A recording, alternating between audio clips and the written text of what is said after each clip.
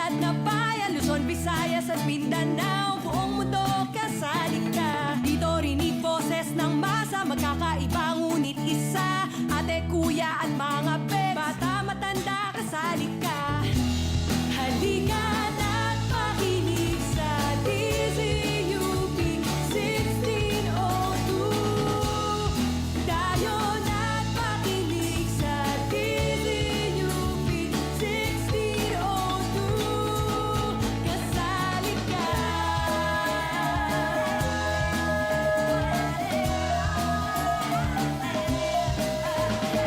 Dito harapin ang sama-sama mga isyu ng ating lipunan. Ang ating magagawa para sa bayan, kasali ka. Halika na't makinig sa DZUP 1602. Tayo na't makinig sa DZUP 1602. Kasali ka. Pagpapala natin, mapagbalay at malayang bukas kambing, tinggin, tinig at tindig ng bayan. Lakas ng sama-samang paghakbang, ikaw at ako, kasali tayo. Halika na't makinig sa DZUP 1602. Tayo na't makinig sa DZUP 1602. Ikaw ako tayo sa DZUP 1602. Kasali ka. Philippine Standard Time, 12:02 ng tanghali. Ang oras na ito ay hatid sa inyo ng DZUP. Sa DZUP 1602, kasali ka. Make Eco Bricks now. Step 1. Clean and dry out an empty 500 ml PET bottle. Step 2. Pack the bottle with dry, non-biodegradable wrappers until it is completely filled and compact. Step 3. For UP Diliman students, you may deposit your Eco Bricks at the UP Haring Ibon Tambayan. Check out the plastic solution on Facebook for more drop-off points near you. These Eco Bricks can build flood rafts, homes, and schools. Maging bahagi ng plastic solution. Isang paalala mula sa DZUP 1602, kasali ka. Oblation Run! Fighting Maroots, Isaw! Sunken Garden, Lantern Parade! utak, Puso! UP. Pasok ka rito! Tara sa kwentuhang may utak. Kwentuhang may puso. UP Atin to.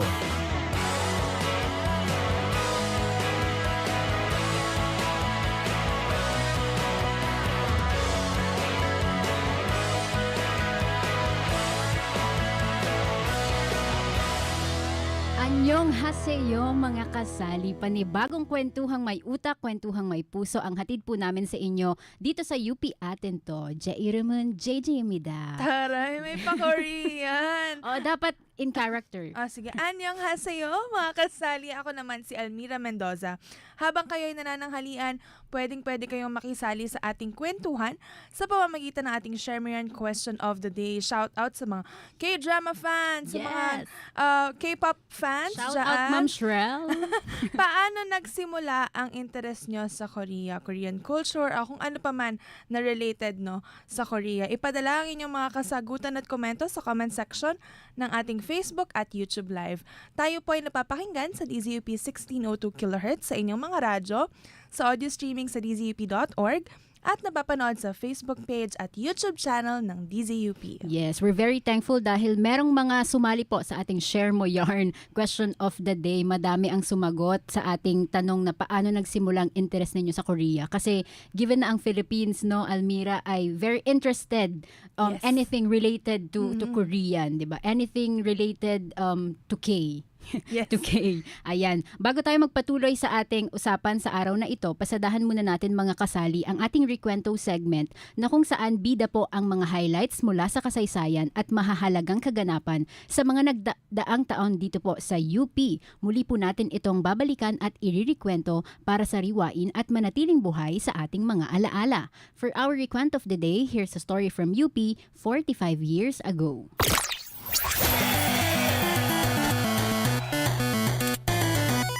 Alam nyo ba mga kasali, noong dekada 80, habang unti-unting nakikilala ang Korea sa Pilipinas, sa loob mismo ng University of the Philippines, nagsisimula ng mabuo ang mas malalim na pag-unawa sa Korean culture. Hindi lang bilang uso o aliwan, kundi bilang larangan ng pag-aaral. Sa loob po ng Unibersidad, ang interes ng mga Pilipino sa mga isyong panlipunan at kultural ng Korea ang mismong nagtulak sa paglawak ng mga programang nakatuon sa Korean Studies. Hindi lang ito basta impluwensya mula sa labas, kundi tugon sa tunay na akademikong pangangailangan at curiosity ng mga student at iskolar. Ayan, sa UP Asian Center, unti-unting ipinakilala ang mga kursong tumatalakay sa kasaysayan, lipunan, politika at kultura ng Korea bilang bahagi ng Asian Studies.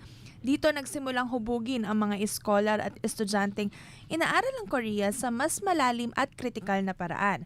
Habang lumalawak ang interes ng mga Pilipino sa Korea, mula wika, tradisyon, hanggang kontemporaryong kultura, mas tumibay rin ang pwesto ng Korean Studies sa UP.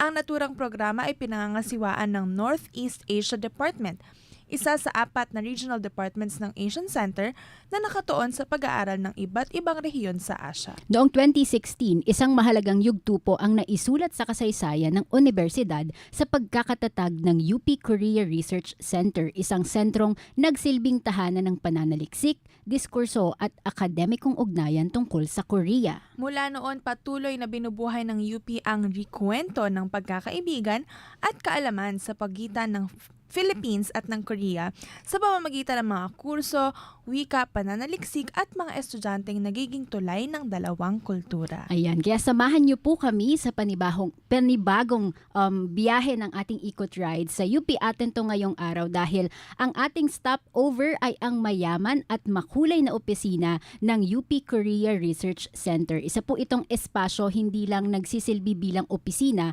kundi tahanan po ito ng mga ideya, pananaliksik at talakayang nagpapalalim ng pag-unawa sa pamamagitan ng collaborative partnerships among Korean, Southeast Asian, and Philippine institutions. Ang UPKRC ay nagsisilbing sentro sa loob ng universidad na tumutulong sa pagsusulong at pagpapaunlad ng Korean Studies. Hindi lang sa UP, kundi pati sa buong bansa. Sinusuportahan nito ang mga pananaliksik na tumatawid sa iba't ibang disiplina at kolehiyo, pati ang pagbuo ng mga materyales sa pagtuturo at mga gawaing pang-iskolar. Noong itinatag ang center, in-envision ito bilang isang venue kung saan pwedeng makabuo ang mga estudyante at professionals ng makabuluhang comparative research at kasabay nito, may taguyod ang collaborative partnerships sa pagitan ng mga institusyon sa Korea, Southeast Asia at Pilipinas. Pag-usapan natin yan sa ating episode topic ngayong araw na pinamagatang Got Me Looking for That Soul. You got me looking for that sign. Wow. Oo, doon ko yung nakuha na title sa kanta ng Red Velvet. Para samahan po tayo sa isang kwentuhang utak at puso, kasali po sa ating usapan si Dr. Kyung Min Bae, ang Director ng UP Korea Research Center. Si Dr. Mia po ay Assistant Professor sa UP Department of Linguistics, kung saan siya po ay nagtuturo mula pa noong 2010. Natapos niya po ang kanyang PhD sa UP College of Education. Aktibo si Dr. Mia sa iba't ibang akademikong inisyatiba na nagsusulong ng Korean Studies sa Pilipinas at patuloy siyang nag-aambag sa pagpapaunlad ng edukasyon sa wikang Koreano sa pamamagitan ng pagsasanay ng mga Korean language educators at ng susunod na henerasyon ng mga mag-aaral at iskolar. Magandang araw, Dr. Mia. Welcome to UP Atin to and thank you for joining us today. Annyeonghaseyo. Magandang hapon po sa inyong lahat. Magandang hapon, Dr. Mia. Maraming salamat po sa pagpapaunlak sa isang for sure makabuluhan na kwentuhang utak at puso na ito. Sige po, siguro before we jump into what the center is doing now, maganda sigurong let's rewind muna a bit. We want to understand kung paano po nagsimula yung UP Korea Research Center, like the story behind it and what really shaped its direction from the very beginning. Could you tell us how the UP Korea Research Center was established, Dr. Mia? So UPKRC was established in 2016, April 27. So this year is our 10th anniversary. But before that, UP already offered Korean language in my home unit, Department of Linguistics. And then like JJ mentioned, UP Asian Center Yes. already also offered Northeast Asian track and then Korean specialization. So we already had Korean elements in UP campus, but there was no research center that could govern research activities. So that's why before 2016, there was some discussions and consultations. And then finally, in 2016, UPKRC was approved by BOR. Yes. And then it became an official research unit in the university.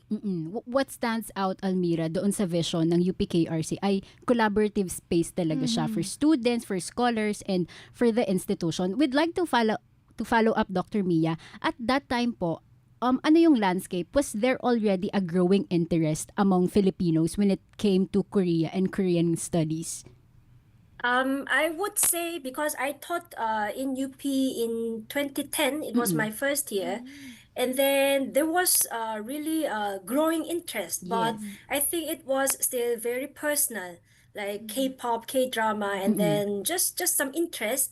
But after 2015, we also witnessed UP students and Filipino students in general became very passionate to learn about Korea-Philippines relations, and then they wanted to pursue studies in Korea. So I think that was a turning point that we thought it's time we can really pull all the strength so that we can maximize and we can offer more advantageous programs for Filipino students.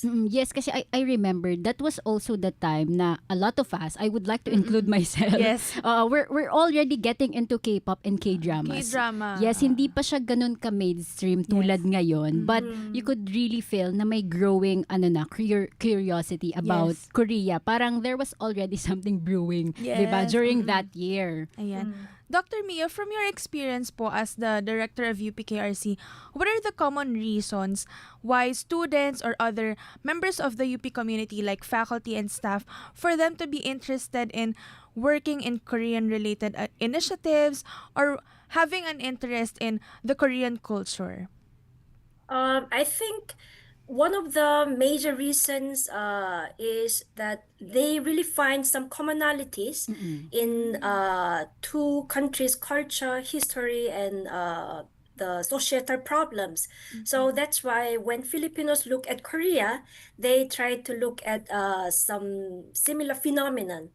And then likewise, when Koreans look at the Philippines, the past and present, they wanted to follow how to develop together. So we could find some mutual goals together for both countries and both societies. So I think, like I mentioned, things really start in individual, personal level, but it really becomes and then it grows into their career and then more serious topics. So I think it's quite sustainable because they liked it first, and then eventually they really wanted to investigate, and then they wanted to observe more things in depth. So what are the examples po of specific Korean topics that members of the UP community usually want to explore? UPKRC particularly focuses on social sciences, especially since there are quite visible Korean migrants in the Philippines. We also try to study about Koreans in the Philippines and likewise Filipino migrants in Korea.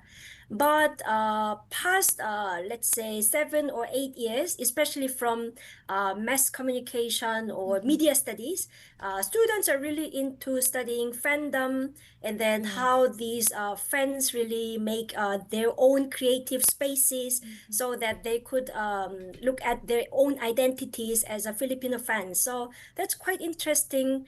And then we also have other field like how the developmental problems in both countries can be solved by looking at different solutions by both scholars. Alright. Nabanggit ni Dr. Mia yung sa mass communication. I remember parang pandemic or online learning, there was a course offering dito sa Masscom, sa Department of Broadcast Communication about K-drama.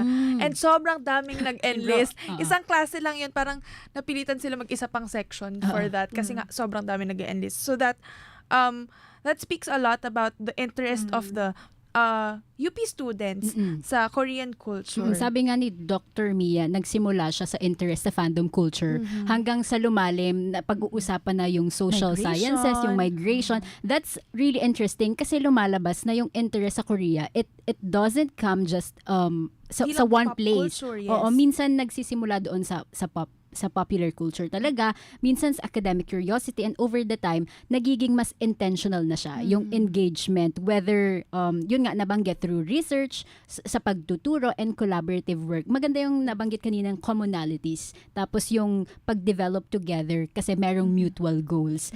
Siguro this time, Dr. Mia, pag-usapan naman natin yung pangunahing roles ng UPKRC sa University of the Philippines para mas malinaw sa ating lahat, no? Maybe we can walk through them mula doon sa research hanggang courses, sa academic resources, and sa partnership para makita kung paano gumagana ang UPKRC. Maybe we could start sa research community. One of the roles of the center is to bring together scholars working on Korea-related research. How does UPKRC help in building and sustaining a Korea Studies research community dito sa university natin? So UPKRC is housed in UP system, which means we approach to all UPCUs across the nation. And then currently UPKRC is under the Office of Vice President for Research and Innovation, OVPRI. So we work with other research units, but our really main objective is to disseminate knowledge on Korea and Korea-Philippines relations through different campuses and different units across the nation. So we try to engage not just students but faculty and other employees, so they could deepen the knowledge in understanding what Korea is about, and then actually how to understand Korea in the lens of Filipino scholars. So, and then UPKRC doesn't really offer credit unit courses, and that's the reason that we always work with other units. For instance, UP Department of Linguistics, when it comes to Korean language and culture, and also UP Center for International Studies, because they offer Korean Studies 100 and Korean Studies 101 for undergrad students. And then for UP Asian Center, we also do some work for their master's students. So I think the levels vary, and then the interest from different CUs and different units vary. So as much as possible, we try to cater to their own interest, so we can also personalize how to offer some more creative things from UPKRC. Thank you for that explanation, Dr. Mia. Would like to ask, under the research community function of the UPKRC, do faculty or student reach out to the center? What kind of support does the UPKRC typically offer to them? Like for example, if they want to get a resources, na ibibigay ba iyon ng UPKRC, for example? We have physical resources, but also we have digital resources. So during the COVID pandemic, one of the main objectives we worked on was to build a digitization project. So that includes Korean Studies repository project that we gathered. We gathered the resources, especially theses and dissertations that were produced by Filipino scholars and also Korean scholars about Korea or Korea Philippines, or Koreans in the Philippines. So these are free access thesis and dissertations, so that anybody can just access and download those reading materials, because I found it was really hard for Filipino scholars, especially because of language barrier, and if they haven't learned Korean language, there's no way they could really look for the resources. So that was one of the solutions we came up with. And then we always welcome any email inquiries. So we quite often receive some random emails how to go about studies, or how to work on their own research abstracts and then outlines. So whenever we receive emails, I personally try to help. But sometimes I also refer to some other professors, so they don't get lost and they will be directed accordingly. Ooh, so parang in that sense, yung support po ng UP Korea Research Center, it helps make research more doable and more meaningful, more accessible, lalo na para sa mga gustong mag-deepen talaga ng Korea-related studies without having to look elsewhere, di ba, for resources, kasi meron ng resources inside. So malaki yung role ng access sa academic material sa paggawa ng quality research. That's very good to hear, Dr. Mia. Dr. Mia, let's go back to the courses and trainings. You mentioned a while ago the language electives, the Korean studies courses that are offered in other academic units. How does KRC po provide support to these academic units, given that there is a growing number really in terms of the demand in these courses? Kasi when I was a student, hindi ako maka-enroll. I can't enroll in Core 10 or Core 11 as language elective. Sobrang dami ng demand. Nauubos agad, yes. So how does KRC provide support in terms of that? So we don't have authority to offer credit unit courses. That's why we try to work with those relevant units, so we can help promote courses and then promote the academic activities. And also we, as I mentioned, we reach out to different CUs. For instance, we also try to matchmake Korean institutions with UP Open University, because UP OU is in very particularly developing micro-credential courses. And the same interest is with Korean universities. So when there are some same interest found, we try to matchmake, and then we bridge these different institutions in the Philippines and Korea, so they could go on discussions, and then in the middle of the discussion, whenever they need our support and assistance, we always try to provide any assistance.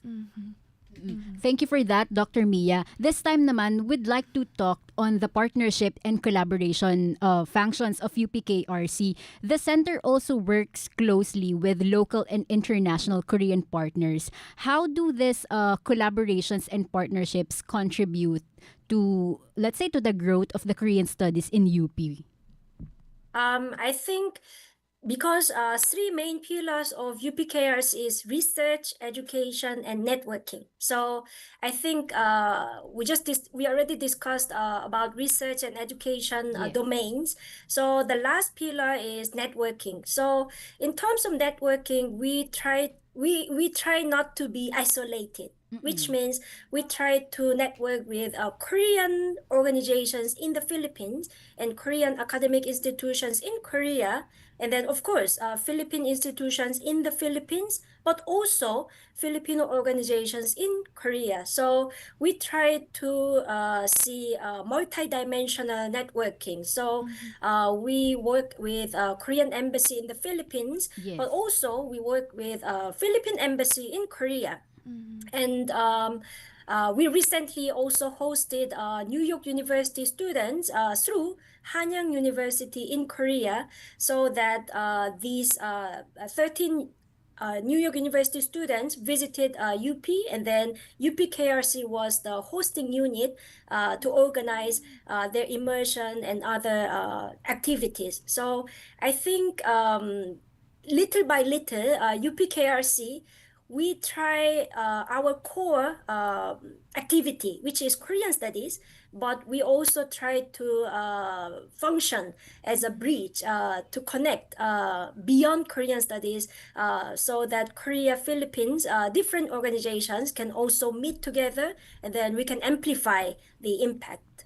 Yes, networking is very Yes. important, It's no? so interesting also Oo. na it goes both ways na Yes. hindi lang from Philippines to Korea, meron din Korea to Philippines, no?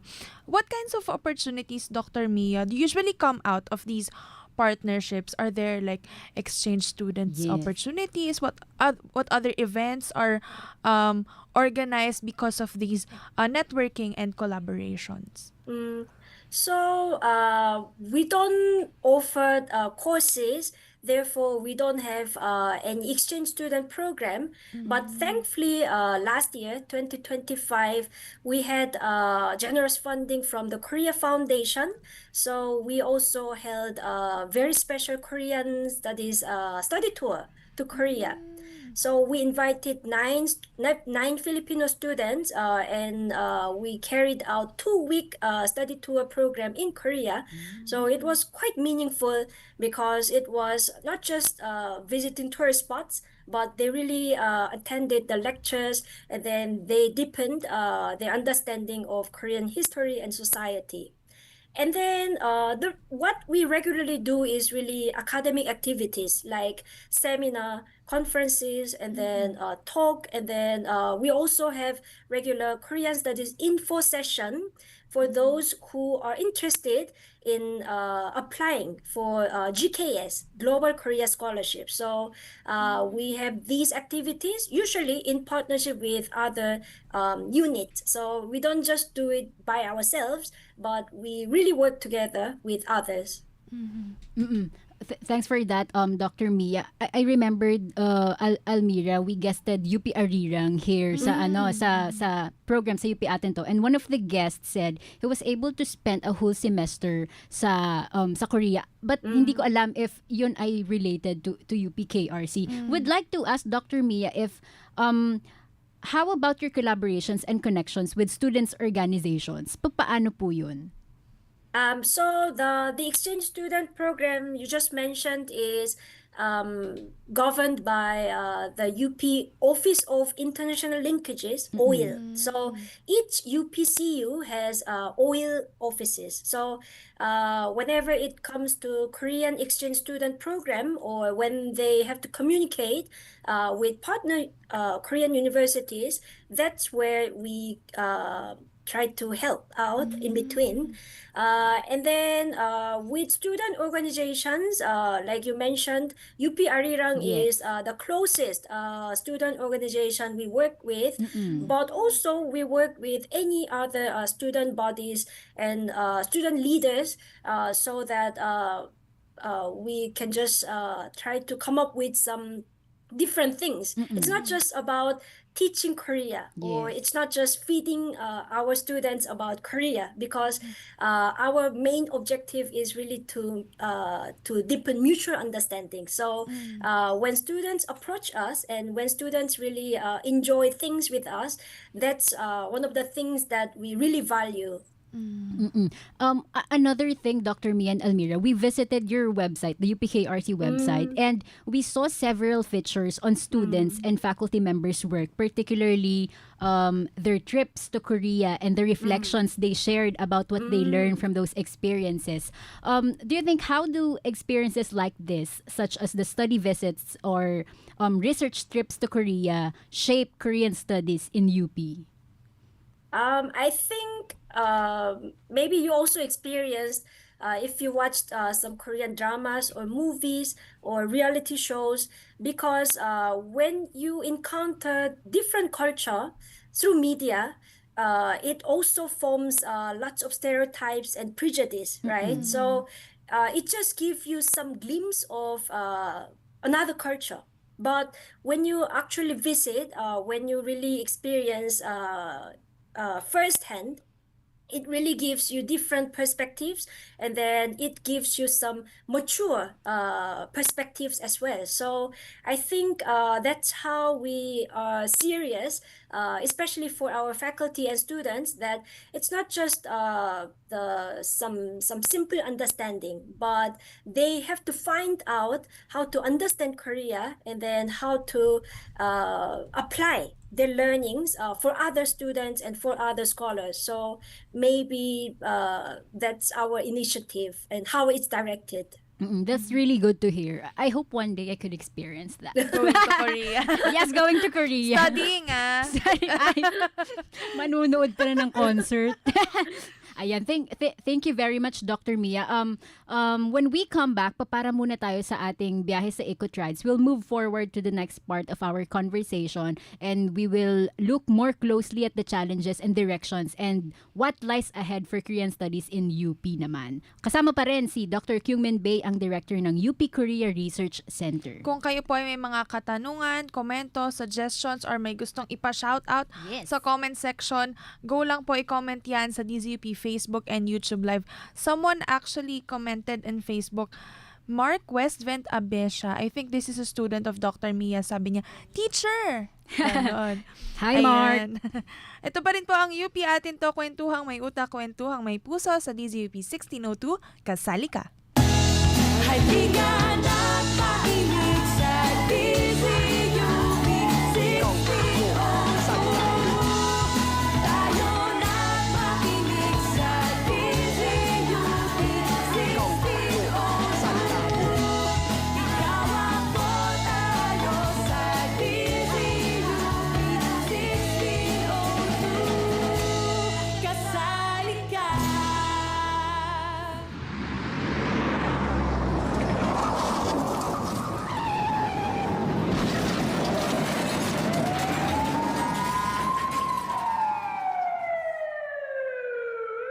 Ayon sa Motorcycle Development Program Participants Association, mayroong mahigit 60 aksidente dahil sa motor araw-araw. Mag-ingat sa daan. Laging magsuot ng helmet. Isang paalala mula sa DZUP 1602, kasali ka! Uy, ikaw! Oo, ikaw. Naalala mo ba kung anong mga nahawakan mo sa buong maghapon? Nung binuksan mo yung pinto palabas. Nung nagbayad ka ng pamasahe. Po yung 20. Iyang kakainin mong pagkain. Ang mga pang-araw-araw nating gawain ay maaring magpasa ng mikrobyong nagdudulot ng sakit. Parating maghugas ng mga kamay upang mapanatili itong malinis. Isang paalala mula sa DZUP 1602, kasali ka. Pasok ka rito! Tara sa kwentuhang may utak. Kwentuhang may puso. UP Atin to.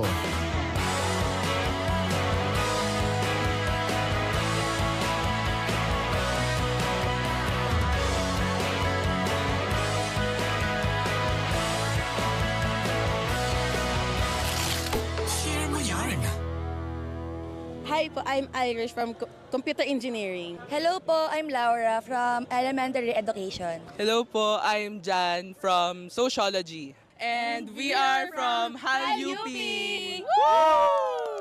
K-pop, in general, ano yung BTS since una ko nakita si Jungkook. Also, nung grade 7 ako, may exchange program sa school namin, nung junior high. And then, since nasa star section ako nun, so parang yung mga exchange student napunta sa section namin, and then doon ako naging open sa Korean in culture in general.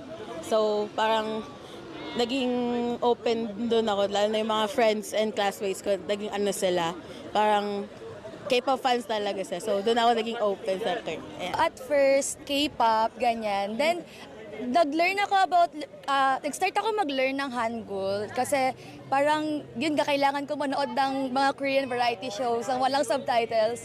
So, na-enjoy ko yung pag-learn ko ng Hangul kasi it's very phonetic and sobrang dali lang phonetic.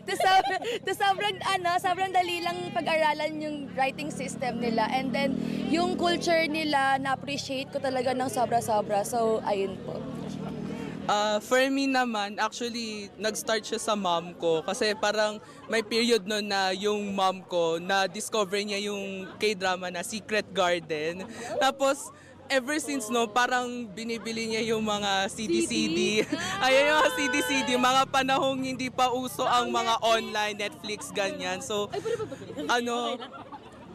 ayun, na-interest siya doon. Tapos, hindi ko pa nalaman na Korean siya doon. Pero, bigla siyang naging interested din sa Korea, tapos naging dream destination niya yung Korea. So parang na-share din sa akin yun eventually na naging fan din ako ng K-pop and all of that. Tapos, ayun, nag-spill over siya ngayon into college na nag-join ako ng interest org about Korea. Tapos, yung mga fixations ko rin noon kasi nung high school ako, pinaka-love ko na subject is history. So, pero ang pinaka-gusto ko lagi ay East Asian history, particularly sa Korea. So, ayun, yun din. And now sa college, yung mga kinukuha ko ring language elective, puro Korean. Ayun, so up until now, parang gusto ko talagang ma-experience ang Korea, ganon. And actually, like, kung hindi ako nasa UP, dapat nag-aaral ako ng diplomacy somewhere else, ganon, sa ibang unib, kasi naipasa ko din diplomacy programs ko sa ibang university. And gusto ko talaga nun maging working sa embassy sa Korea. So, ayun, parang ang dami ko talagang pangarap sa Korea, kaya Korea isa kang pangarap para sa akin. Para hindi ka na kuha ng Korean visa, Oo, diplomacy totoo. ka agad, di ba? Parang balik-balik lang, ganun. Gagawin kong Cubao talaga ang Busan at Seoul, pati Gwangju. Gagawin mo kanta lang dyan, Oo, parang pupunta akong 7-Eleven, pero di ko sasabihin sa 7-Eleven. Sa Korea pala. Oo. Tsaka syempre pangarap ko rin na madala ang aking mudak sa sa Korea kasi pangarap na pangarap talaga niya. Entertainment pa. Akala ko SM Seoul. Mali talaga. Ayun. Share mo yarn. Nagbabalik po ang kwentuhang may utak, kwentuhang may puso. UP Atin to. Gusto ko, Almira, yung Korea, isa kang pangarap. Yes, gagawin daw niyang Cubao ang Korea, di ba? Oo, pag-usapan din natin yun. Ikaw ba, interested ka ba sa Korea? Paano nagsimula yung interest mo sa Korea? Din ako, share mo yarn. Share mo yarn. So, nagsimula yung interest ko sa Korea, K-pop din. Diyos ko, mahahalata ang edad. Parang, wag mo lang bang yung third gen ba yan? Second gen ata to, EXO. Grade, ako nun? Grade 5, grade 6. Kasi yung pinsan ko, sa kwarto niya, ang daming poster, Super Junior, EXO, ganyan-ganyan. So, nung elementary, may friend group din kami na EXO fans, tapos kinakanta namin inaaral namin yung kanta, inaaral namin yung dance steps. Talaga ba? Tapos kumakanta kami, sumasayaw kami. Pero eventually, parang nag-die down yung interest ko sa K-pop, tapos napunta siya sa K-drama naman. Grabe ang mga until now, parang namimiss ko na manood ng K-drama kasi naman 1 oras naman ng isang episode. Parang mahaba ang na hirap ngayon naman tapusin. Oo, tas yung mga TRT talaga ng dramas talaga, 16 episodes talaga yun, no, 'di ba? Isang upuan lang yun. Kinaya ko siya ng mga 2 days, yung Extraordinary Attorney Woo. 2 days walang tulugan. Ako naman yung Scarlet Heart Trio. Wow! 2 days naman yun, walang. Sakit yun. Sa akin naman, ako naman po ang mag-share. Sa akin naman nagsimula yung interest ko din sa Korea kasi yung mga kapatid ko din mahilig talaga sila sa K-pop. Tapos parang wala akong choice kasi yung kino-consume nilang media that time, kino-consume ko din. Kasi para kasalanan nila. Oo, kasalanan nila yon kasi bunso ako eh. So, yun yung nakikita ko nung tumanda ako. So, parang siya nag-evolve from K-pop to K-drama to K-variety show. Ganyan. Hanggang sa nagsimula ako ng passion project ko. Gumawa ako ng podcast. Subscribe! Subscribe po kayo sa The K-pop Archives Podcast. K-Anything Under the Sun. Sa Spotify and sa Apple Podcast. Ayan, nagpatuloy na siya, ganon. Balik tayo sa ating usapan. Kasama pa rin po natin sa kwentuhang Ikot Rides si Dr. Kyung Min Bae, ang director ng UP Korea Research Center. Dr. Mia, say hi again to our listeners and viewers. 안녕하세요. Hello, everyone. Ayan, napag-usapan po natin sa first part ng ating kwentuhan, no, yung central role ng UP Korea Research Center in building Korean studies in UP. Yun nga, research, education, and networking. Ayan. This time po, Dr. Mia, curious din po kami to know kasi we've been talking about Filipino students immersing themselves in the culture, studying about the culture of Korea. Pero we're curious po kasi sabi niyo nga, we go both ways. Ano naman po yung perception ng Korean students or Koreans sa Philippine culture? Meron din bang studies in Korea that tackle Filipino culture? May mga ganun po ba? Honestly, Philippine studies is now slowly gaining more momentum, but in the past it already existed, especially in Busan University of Foreign Studies, which is one of our sister universities in UP. They have a vast range of Southeast Asian programs. And then one of them is a Philippine language and Philippine studies program. So during the pandemic, sustaining the program for them was a bit hard, but thanks to the support from the Philippine Embassy in Seoul and also Filipino scholars who are really into developing Philippine studies, it's also gaining more and more students and then more interest. So that is existing, and also you will be quite surprised because quite a lot of Filipino students, including our own UP professors, they study about Filipino migrants and then different demographics that involve Filipino population in Korea. So it's quite interesting how the growing human mobility really contributes to understand how both cultures are growing and societies are sustaining together. Are there specific topics on the Philippines that the Koreans are interested to learn? Kasi meron akong napapanood on TikTok. There's this content creator, very immersed siya with Filipino food. So even in Korea, hinahanap niya yon. So meron po bang mga ganun na specific aspects of Philippine culture? I think it's also because we have cross-cultural families in Korea, which include Korean Filipino households. So I think through their initiatives, they also promote Filipino food and fiesta, and then different cultural customs. And when it comes to research outcomes by Korean professors, I think they produced quite a lot of papers on Philippine politics and then Philippine migrants, especially how the OFWs and then these marriage migrants and then religious organizations in Korea, based in Korea, they play a pivotal role in Korean society. So I think these are so far some notable topics I can say. Interesting yon, yung celebration of fiestas, no? Yes. And then yung politics. Interesting. Gusto nating dalhin ang conversation sa mas personal na level naman, Dr. Mia. After talking about the programs, the structures, and of course the roles of the center, balikan naman natin yung mga kwento at karanasan sa likod ng mga ito. From the programs and activities of UPKRC, are there like any stories from students or faculty or staff that really left an impact on their experience with Korea? Siguro stories that show how their involvement with UPKRC or their exposure to Korea really made a difference for them. Maybe one story that really stayed with you also?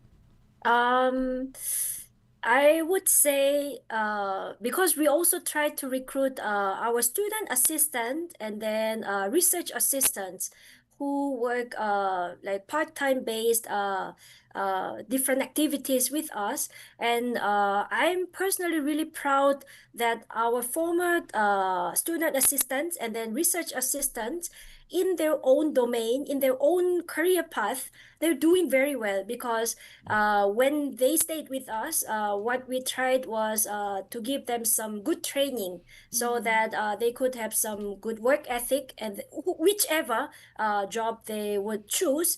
And then one of them is currently in Ireland. She's a college teacher there. And then one of them just left last year. And then he's also teaching English in Spain. And then he's eventually pursuing studying in Korea. So I think whichever path they really think of, there's always something connected to Korea. So that's one of the things I'm really proud of our students who work with UPKRC. Kailangan natin yon yung mga personal stories no mula sa karanasan, mula talaga sa mga experiences. Dr. Mia, in running naman po UPKRC and of course promoting Korean studies, what are some challenges po that you've encountered or you've faced over the years? Challenges, of course, challenges also include funding because we also have to secure some good amount of funding, right?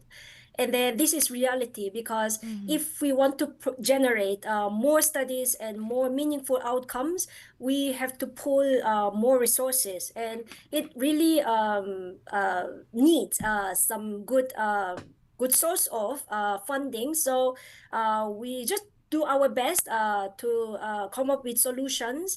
And then maybe another thing is I don't know if I can be very honest, but there are different kind of challenges. Yes. But we until now, although UPKRC has been running for the past 10 years, I think we are still really promoting ourselves because, UP is everywhere and UPCUs have different agenda, right? So when it comes to Korean studies, not everyone's really interested and not everyone is really knowledgeable about. So whenever we have a fresh meeting with newly introduced units, we just have to introduce ourselves and we have to be very humble so that they could find some interesting facts about us and they could work together with us. So that could be challenge, but I think that's also, I would say, that's a charm because we are quite new to UP units. Yes, of course. Just positive thinking. Yes, of course, with all these programs and milestones, hindi rin naman talaga nawawala yung mga hamon, no? And yung mga nabanggit ni Dr. Mia, that sounds like a lot to manage, of course, di ba? That really makes sense kasi mararamdaman mo kung gaano ka-demanding yung pagbuo and pagpapatakbo ng isang klaseng center, no? Sa isang government-funded na university. Funding talaga. Correct. And at the same time, it's interesting then to see how those challenges actually help, di ba? Na ma-clarify yung direction and yung priorities of the UPKRC over the time. And it's good to hear, Dr. Mia, na despite everything, very positive pa din ang Korea Research Center, di ba? UP spirit. Yes, UP spirit. Utak at puso talaga, no? Looking ahead naman, Dr. Mia, after everything the center has built over the years. Siguro interesting din to see where things are headed next and how UPKRC continues to grow. Looking ahead, meron bang mga plans? What are the plans or directions of the UP Korea Research Center in the coming years? Or are there goals you still hope to achieve? I think we will still really push our best to achieve our goals in 3 pillars, research, education, and networking. But in recent years, we were also asked how we can really develop and how we can really go beyond what we have been doing. So I'm really seeing how UPKRC can really unit that can achieve interdisciplinarity because so far I think we have done quite a lot of work on social sciences and then maybe some part of humanities discipline. But in the future, we also want to go further to touch the arts and then science and natural science as well. So we could also be more inclusive and we could extend our capacity to meet other scholars and other units as well. That's interesting and that's very exciting, no? So we look need more forward- fans. Yes. We need more funds po. Shout out sa UP. Sa BOR pala. And that's very exciting na to see what the plans are and kung saan papunta yung Korean Research Center. Parang interesting na mag-expand nga yung studies to sciences. I think technology in Korea is also very worth exploring, no? For the students naman po, Dr. Mia, for the students and members of the wider public who are interested in Korean studies, how can they get involved or support the work of UPKRC? So when you visit our Facebook and website and also official YouTube channel, you can see quite a lot of materials we try to build up digitally. So watching us grow and also if you read or if you download what we have made so far, that will be really appreciated because that means what we have worked on is shared by scholars and also general public. And then, as I mentioned, our networking initiatives also involve general public and public service. So this year, we really hope we could hold some talks and seminars in different city halls and different LGU units and even some public museums so that we could promote ourselves, but we can also go closer to those who are not really necessarily interested in Korea, but they could really know about the two countries and two societies. Yes, there are concrete ways, 'di ba, to get involved and support the work of the UP Center. Thanks for that, Dr. Mia. Siguro as we wrap up our conversation, we want to go back to the heart of this episode. For those listening or watching who are looking for soul, what would you like them to take away after listening to this episode? Is it a question for me? Yes, Dr. Mia. Like I just mentioned, if you know about us and if you now learned about UPKRC, I think that's already a huge appreciation from us. And then whichever course or major you are studying, try to find some connections. And what we study about Korea or Korea Philippines is really practical outcomes. It's not just armchair solutions. So we hope whatever you know about Korea or whatever passion you have about Korea, like K-pop can be a good start. So those things can inspire you, and those things can also inspire other people so that we can have some more meaningful and some more creative discourses and then narratives. So eventually we can have really good outcomes for both countries and both scholars as well. Yes, that's a very good message to hear. Thank you, Dr. Mia. And yung paghahanap ng soul, mas nagiging makabuluhan yon kapag may kasamang utak at puso. Yes. Yes. Dr. Mia, are there any announcements or upcoming events you'd like to share with our listeners and viewers na dapat abangan po from the UP Korea Research Center? Go ahead po. We have some activities planned, so please stay tuned for our Korea essay contest. We hold it annually, so you can just join. Any Filipinos are free to join the essay contest. And then we also have a Korean speech contest. We will partner with UP Department of Linguistics. And then in May, we have the 11th Philippine Korean Studies Symposium. So all events are free to attend, and anybody is welcome to join us. Yes, for more details of the events, feel free to visit the UPKRC website. Ayan, maraming salamat po sa ating naging panauhin sa araw na ito, Dr. Kyung Min Bae, ang director po ng UP Korea Research Center. Thank you, Dr. Mia, for taking the time to share your experiences and insights with us. And of course, happy anniversary sa happy UP anniversary. Korea Research 감사합니다. Center. Congratulations. Ayan. Kamsahamnida rin, syempre, sa mga nakinig at nanood sa ating episode ngayong araw. Para sa mas marami pang makabuluhang diskusyon sa loob at labas ng oblation, bisitahin ang aming website dzup.org at ilike ang DZUP Facebook page. Of course, don't forget to subscribe sa DZUP YouTube channel. Ako po si Almira Mendoza. At sa pangalan po ng ating mga kasamahan sa programang ito at sa DZUP mula po sa ating production team, si Almira, si Cindy, sa ating streaming and online team, Jansen, Jean, Nej, sa ating technical team, Kuya Mark, Kuya Ramon, and Kuya Raymond, sa ating program director, Ms. Shrel, at sa ating DZUP station manager, si Assistant Professor Ivy A. Claudio. Maraming salamat po. Abangan nyo pa po ang mga susunod pang episodes ng ating Ikot Rides. And of course, we prepared a lot of things this month of February po dito sa ating programa sa UP Atin to. Ibisitahan nyo lang po kami sa DZUP social media pages. Ako po si JJ Malate at sa DZUP 1602, Kasali ka! Kwentuhang may utak. Kwentuhang may puso. UP Atin to. Lunes hanggang Biyernes, alas 12 ng tanghali sa DZUP 1602. Kasali ka.